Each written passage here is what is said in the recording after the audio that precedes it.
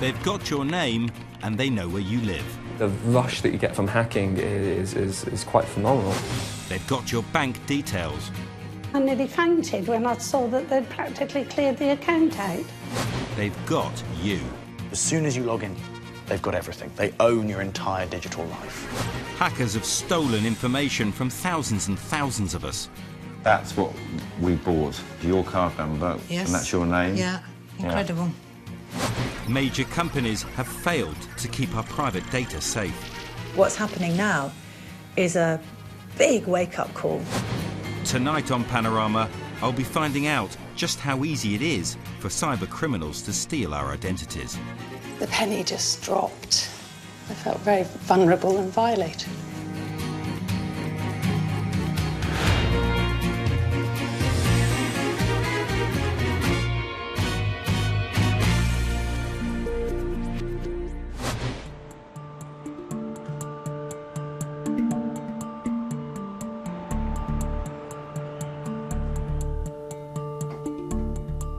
We live much of our lives online. Shopping, dating, banking, every day we hand over sensitive information about ourselves. I thought I was safe until I saw this. A major cyber attack on the broadband and phone provider TalkTalk. Millions may have had their personal details stolen. As a TalkTalk customer, I could be one of them. Finding out my personal details could have been stolen, personal details I trusted them with, is alarming to say the least. The company says it doesn't yet know how many of its customers have been affected. What I want to know is what happens when hackers get their hands on this stuff.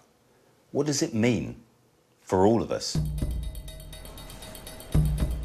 TalkTalk now say nearly 157,000 customers had their personal details stolen.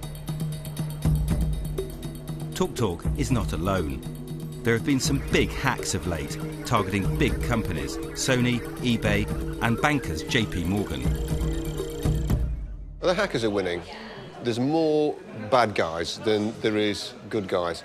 And the bad guys only need to find one vulnerability, just one single vulnerability, and they're in. This map shows just a fraction of cyber attacks as they happen across the world in real time. Millions of attacks, targeting websites day and night. A 21st century crime wave. A bank robber, why would you walk into a bank with a sawn-off shotgun, taking a big risk, getting a relatively small haul, compared to being able to commit a crime remotely from another country where you've got very little chance of being caught? Cyber criminals hide in the shadows, but hackers attack computers for a variety of reasons, and some are willing to talk. I'm on my way to meet a man who's been accused by the United States authorities of being one of the most sophisticated and prolific hackers in the world.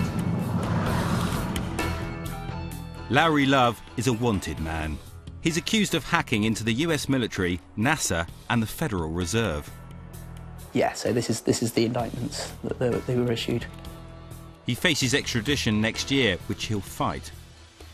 These are sensitive networks. They should have spent the money and the resources to secure them. If somebody, especially somebody sitting in their bedroom in a dressing gown, was able to hack all of those things, then, I mean, the major problem isn't that person. The problem is the US government. If someone can breach some of the most secure websites in the world, how hard must it be for companies like TalkTalk to defend themselves? They're not special in the sense that everybody has a major security problem. Nobody in this business is without the sin of being insecure, of not having paid sufficient attention and resources to their security. Larry says he's been shown the code used to attack TalkTalk. He says the hackers exploited a vulnerability that's been around for years. Pretty much this TalkTalk hack, they didn't write any software, they didn't think hard about the problem, they used a tool somebody else had, they ground away at it, and eventually pop goes the weasel. Saturday, 1:52 p.m. TalkTalk customers have been hacked 3 times in less than a year. The latest hack last month was the most damaging. 15,500 TalkTalk customers had their bank account details stolen. Ma'am, this is Shane Williams from TalkTalk. I needed to talk to you, madam. The voice of a scammer targeting TalkTalk customer Tamsin Collison. Her bank details weren't taken, but some of her customer details were, in the first major hack last December. I was sitting at home working. Phone call. Good afternoon, Miss Collison. This is TalkTalk calling. We understand you have a problem with your broadband connection and we're here to fix it for you. Which made sense to Tamsin because she'd reported a fault to TalkTalk. So, what's not to believe? The people that were on the telephone knew our name and our telephone number and that we were TalkTalk customers, and they said that there was somebody else had been using our computer. 82-year-old Barbara Manley and her husband Harold also believed they were dealing with a genuine TalkTalk employee when they were called a month ago. I'd got to know her quite well because she said her name was Michelle and we'd had quite a chat to her, and it seemed quite feasible that there was something wrong with the computer. They were on the phone to me for about an hour and a half, fixing my computer, showing me all kinds of terrible things. Both Tamsin and the Manleys were talked into giving the scammers access to their computer and online banking. They were tricked into thinking they were getting a refund from TalkTalk, but instead the thieves were raiding their bank accounts, stealing almost £14,000. I went to the bank and I nearly fainted when I saw that they'd practically cleared the account out. It was an absolutely horrific moment to discover that I'd been mugged, basically, and that I'd sort of said, help yourself. You know, I'd been complicit in my own mugging. Tamsin says TalkTalk only confirmed her personal data had been stolen after she'd been scammed. She says she should have been told much sooner. I would have been alert, and I would have been armed, and I would have been protected. I believe that TalkTalk did not protect their customers until it was too late. TalkTalk say they wrote to customers twice to warn them of scams following last December's data breach. They say they are not responsible for the losses suffered by Tamsin and the Manleys because the scams would not have been possible without either of them giving the thieves banking information. It's quite frightening, really. It's as if somebody is outside the house looking through the window. They may well be, we don't know. If they can get us on the computer, how do we know that they're not going to come to the house? And so we feel completely unsafe. If we want to use the internet, we have to trust companies with our personal data. But just how secure are they? I'm going to find out. How you doing? Hey, Mustafa. See you. I've come to King's Cross Station in London to meet a group of hackers who are willing to show me. We're heading up to Edinburgh to set them a challenge. I've dabbled in writing code and playing with code and design, but nothing piqued my interest as much as learning how to hack. I know how to use a computer. These people know how to take them over. I got kicked out of school, so when I was at home I just started self-teaching myself programming, and then moved up to finding how to make a vulnerability, how a vulnerability works. Hacking is a culture more than an activity. It doesn't have to be breaking things, it can be creating things as well. The Cyber Academy at Edinburgh Napier University train police to combat internet crime. We've asked them to set up an experiment, create the kind of company website many of us place our trust in, and let our hackers loose on it. So the challenge that we've set for you is we've created a broadband website. It's called British Broadband. So we've got things like credit card details, passwords. Can the hackers break into our fictitious website, British Broadband, and steal its customers' valuable data?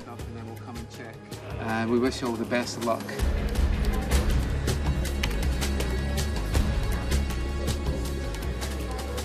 How long are you expecting them to take to get to the databases? Or We would think in total to find all the vulnerabilities will take between 2 and 4 hours. The academics had created a number of vulnerabilities, ways to hack into British Broadband. But our hackers found one of the easiest routes within minutes. So there's an admin user here called John. Yes, that's correct. So we found one of the usernames for the database. So they've done that in about 5 minutes. Is that what you expected, well, or? password took about 1 second to crack Yeah. because it was very basic Password took 1 second. Yeah. Yeah. Mustafa has already cracked the password of the website administrator. Most passwords are easy to hack because most of us use similar passwords, and the hackers know it. A few minutes later, British Broadband's customer details are up for grabs. Got their credit card details. You have credit card details now. Oh. Did you find that surprisingly easy? No, I found it unsurprisingly easy. Unsurprisingly easy? Why so? Because it's not surprising how easy it is. I think it shows how easy it is sometimes for intruders to get into databases if the credentials are not protected properly. So they've got access to all the information on the database, but they don't have total control. Not of the computer, not. But that's something they're going to try and do, is it? We'll see. We'll see. Okay. Minutes later, it's all over. Our hackers have complete control of the website. With just a few clicks, they take down the entire site. Wow! So if that was a real business, suddenly the customers would all find that when they go to the web page, it's not there anymore. Yeah. British Broadband's customers wouldn't be able to use the website, and their names, addresses, phone numbers and credit card details are now in the hands of the hackers. Like anyone could do this. Yeah. So it's Well, more not like- anyone. Yeah, anyone could do this. So Like, it was easy. A 5-year-old could do this. 5-year-old? Yeah. Mustafa, how do you feel about the suspended sentence? I have to go in now, so I can't really talk now. In 2013, Mustafa was given a suspended prison sentence for attacking the Serious Organised Crime Agency and the CIA. He is now one of the good guys and currently completing a computer science degree. So how typical was that website in terms of its defences? It's extremely typical. A lot of credit card details are hacked in that way. In the real world, it will be much tougher, and obviously an attack could go on for weeks or months. But are there some websites out there that would be as vulnerable as this one you've set up? Yeah, certainly the smaller websites that don't have a security team managing it 24/7 will typically be weak. In the age of cybercrime, criminals are waiting to invade our homes and offices. Most of us have received a dodgy email we shouldn't click on, but what happens if we do? Enter malicious code or malware. I spend my time digging around in the cybercriminals' latest pieces of malicious code, figuring out how they're attacking people and finding creative ways to stop it. James Line is an internet security expert and helps build cyber defences. Cybercrime is a multi-billion-pound enterprise, creating hacking programs which can steal our data on an industrial scale. There were estimated to be nearly 2.5 million internet-related crimes in England and Wales last year. At the top of the tree, you have a number of people, a number of gangs, producing these software packages that are used for the majority of exploits and attacks. You have multiple parties selling competing cybercrime products.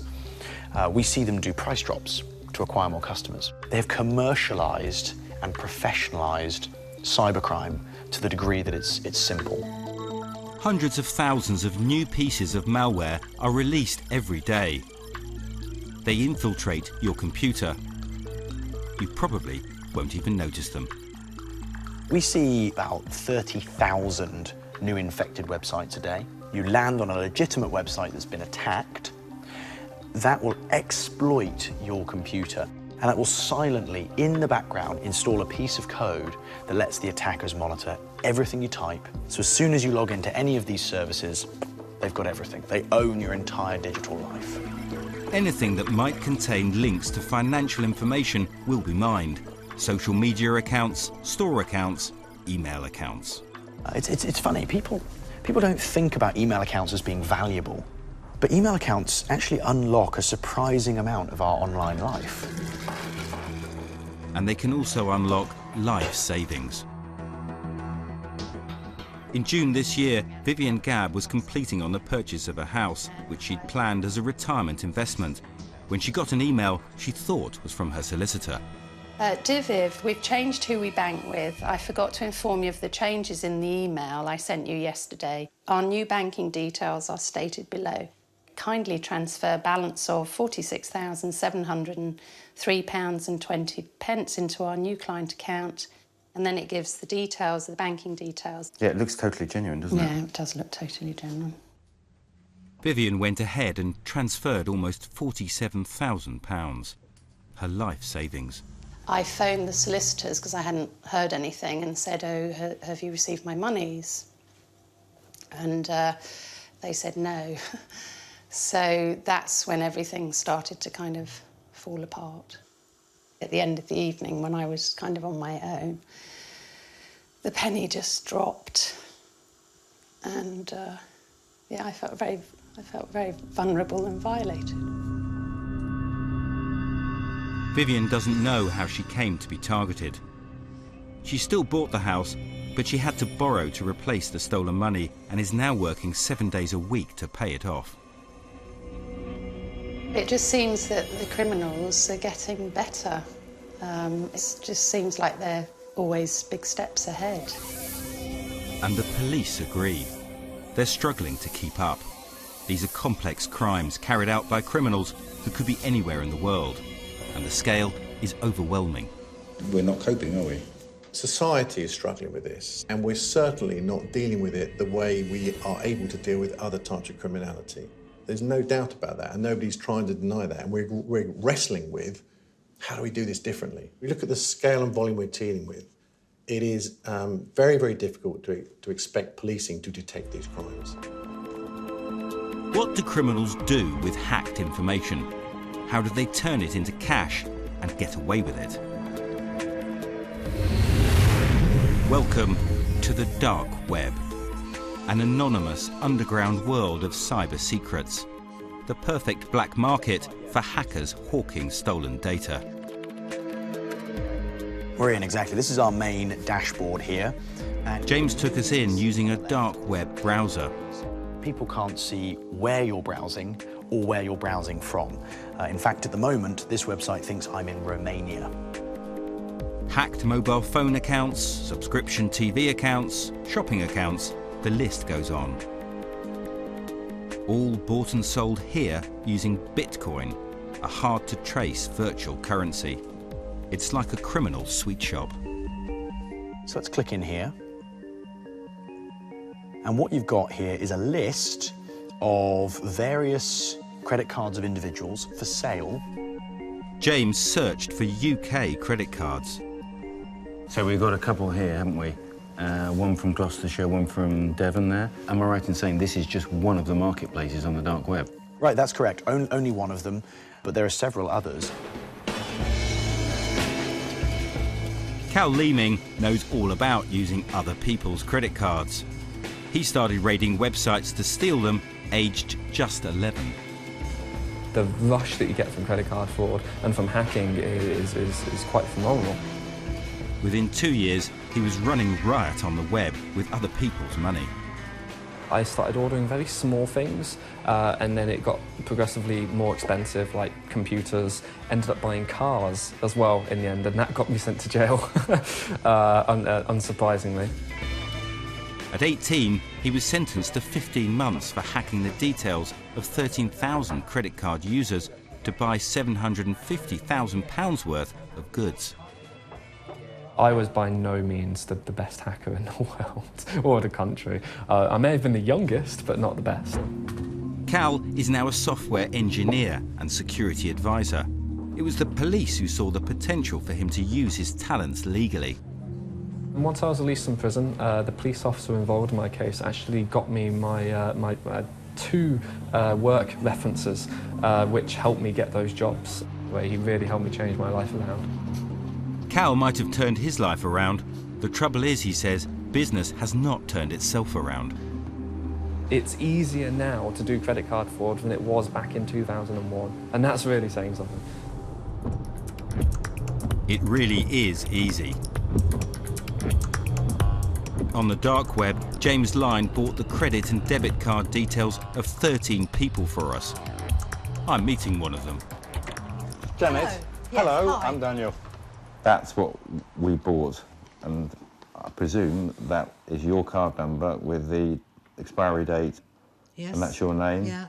And the your address. And that's what it cost us. $10. Wow. Yeah. Incredible. If I was a criminal, I could have raided Janet's bank account. So you got the card there? Yeah, there's my card. So the number, that's, yep, that's exactly the same, isn't it? And then the expiry date, and that's the number on the back, isn't it? Yeah, goodness. Yeah, everything. How do you think someone might have got a hold of this? I don't know, because I do so much shopping online that it could be from anywhere. With just a few more details, like Janet's national insurance number, a hacker could have stolen her whole identity, leaving her exposed to even more fraud. What has staggered me more than anything is how easy you have come across all this. I mean, I've never been burgled or anything, but you're feeling like very vulnerable, very, you know, that somebody can access all this private information, and it's out there for anybody to use.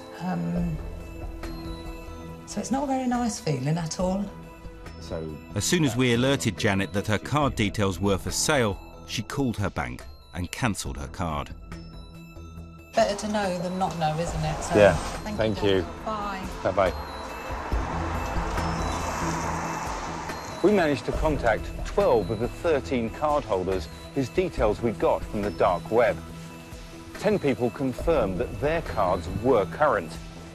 2 had already cancelled their cards because of fraud. You can do a lot to protect yourself in this space.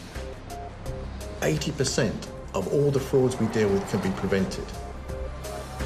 And it's the most basic things, such as using antivirus, and yet still, the bulk of our society don't do that. Make sure you are using a different password on each of the websites that you access. Make sure you update your computer, you're running the latest software. And last but not least, be a little bit of a cynic and be careful what you click on. For some companies, it's the hackers themselves who can help keep their websites safe. They invite them to test their systems and can offer rewards if weaknesses are found. Enter Dubai-based hacker Yasser Ali.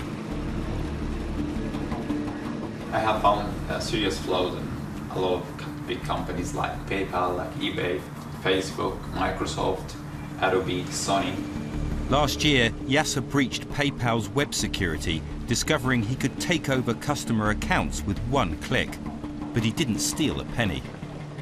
Instead, he told the company about the flaw. They fixed it, and he received a $10,000 reward. All the other companies made fixes too. We're setting him our own challenge, which doesn't involve breaking UK law.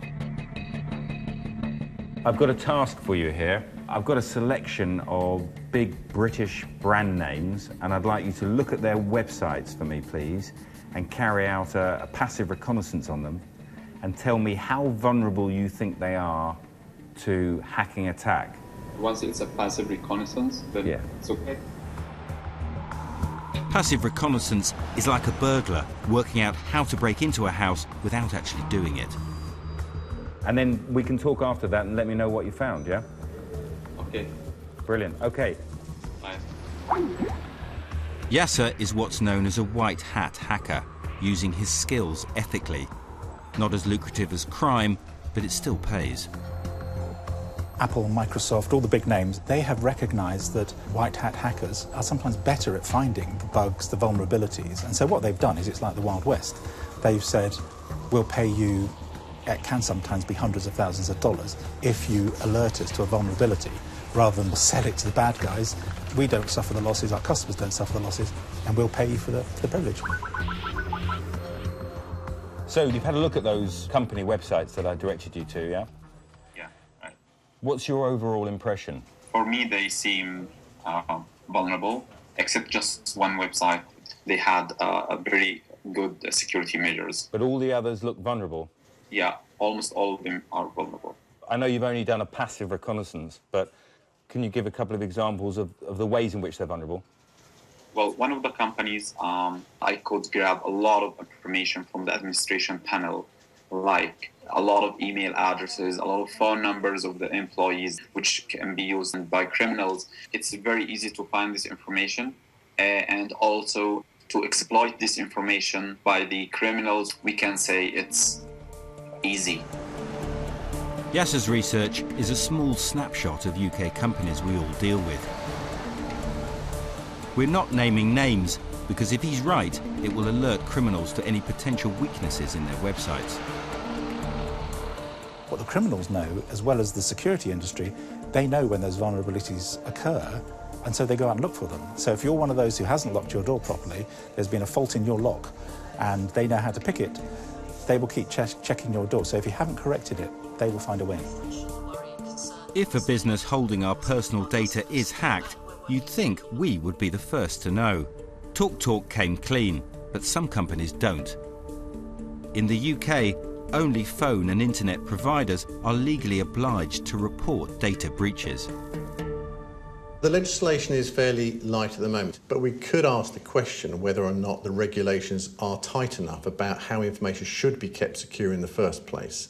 And I think it's an important question to ask where we see an increasing number of breaches taking place, and we therefore know that whatever the standards are, they're not actually effective in protecting our information at the moment. Following last month's hack on TalkTalk, it says it has significantly increased the level of website protection. Lowry Love, the man accused of hacking US agencies, has been looking at TalkTalk. This is what he told us 11 days ago.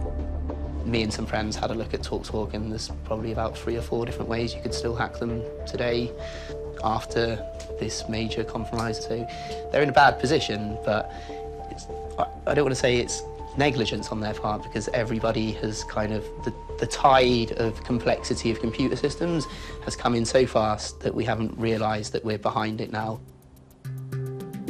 The UK cyber security industry is worth £17 billion. TalkTalk says it is continually reviewing and updating its systems. I discovered at the end of last week that I'm not one of the 157,000 TalkTalk customers whose personal details were stolen. But can I trust TalkTalk to keep my personal details safe in the future? Or, for that matter, any of the companies I deal with online? For some, it's too late. Their trust in the internet has been shattered. We're completely bewildered about the whole thing, and I don't know now how we're going to cope because we don't believe anybody. Every time you put your data in the hands of an organisation, it is a risk. You know, you are taking a gamble doing that. What you've got to hope for is that organisation takes its security very seriously.